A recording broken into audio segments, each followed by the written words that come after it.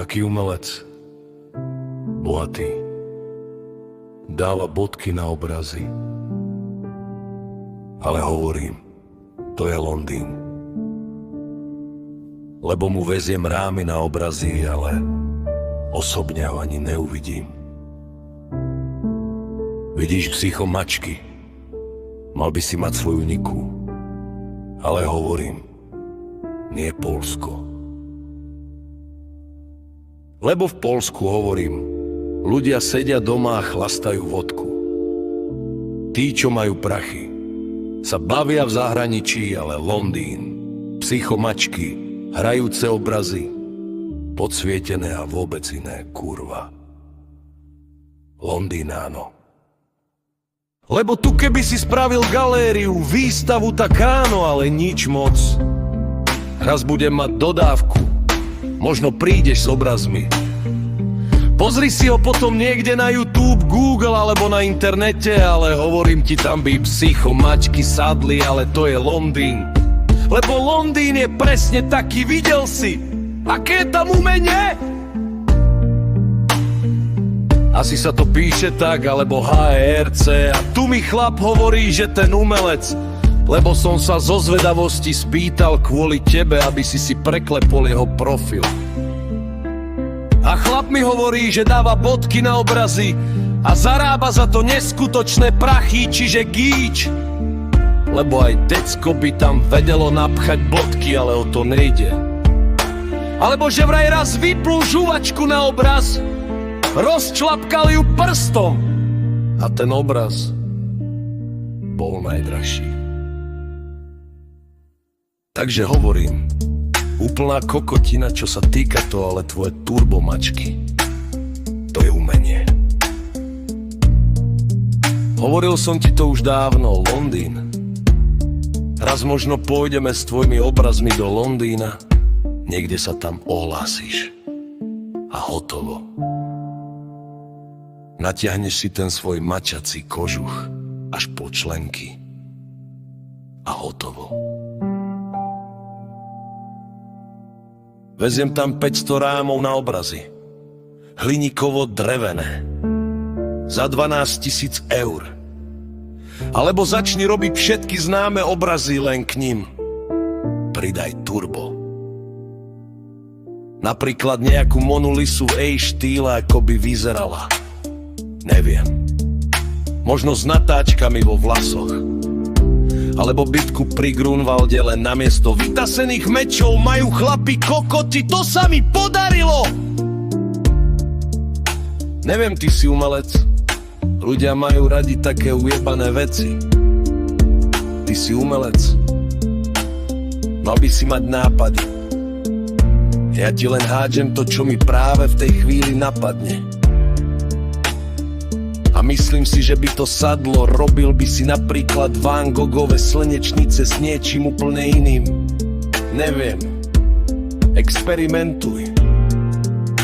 Ako hovorím, sú v tom aj prachy. Treba si sadnúť, zobrať farby, plátno, namalovať to, hodiť na internet alebo na výstavu a asi tak to funguje. Ak teda nechceš robiť taký gíč, ale hovoril si, že na gíči nechceš zarábať, tak by to boli tvoje vlastné prerábky obrazov veľkých majstrov v štýle humoru, drámy, možno srandy. Len tak nahlas rozmýšľam, nemusíš na to vôbec reagovať. Taký brainstorming. Kedy je umelec slávny? Kedy je známy? Lebo keď nie je známy, nemá ďalší rozvoj. Takže keď nie je známy, nemôže sa stať slávnym a nebude zarábať. Skúšal si to niekedy rozlúsknuť? Čo je u teba slabé miesto? Čo nefunguje? Čo robíš zlé? Čo ti chýba? Len tak nahlas rozmýšľam.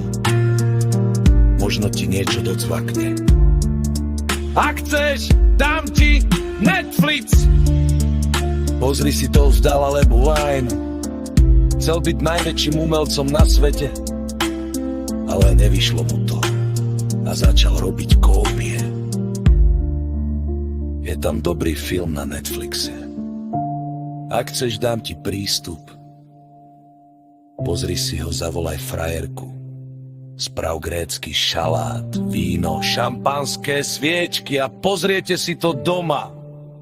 Film. Alebo obraz Turbo. Pička! Je toľko nápadov, mohol by si do obrazov zapracovať predmety, napríklad trčiace dildo alebo umelé vlasy na obraze Turbo. Pičky. To je umrnie, tam práve ide fantázia naplno, emócie von a všetky zábrany preč. Ale ešte na záver celej tej mojej úvahy občas rozmýšľam nad rôznymi vecami, aby mozog umakal.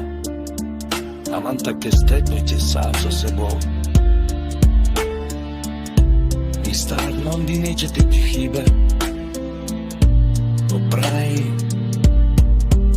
aby si všetko na oči vyrazila hotovo. Как se matlaj hlavy, ty čas kresmej sluchárci, mnohokrát poľaďaj oheň. Topice, taký si správna rajúci od nás, vieš. Sú to tie letky, ktorí pojkajú do rytmu, ty kurima. Pustíš tam rámška a poď, čo im na čele chceš. Ak naše letky do správby odrosa, hrá houpa a obraz je bez svetla, to rekla. Kurla, to je Polska! Videl si niekde na niečo takhle? Hej. Ale to správny obraz, proto sochne. Proto sochne. Čo musí krásne. Opice! Opice! To je Polska. To ja. Pečka.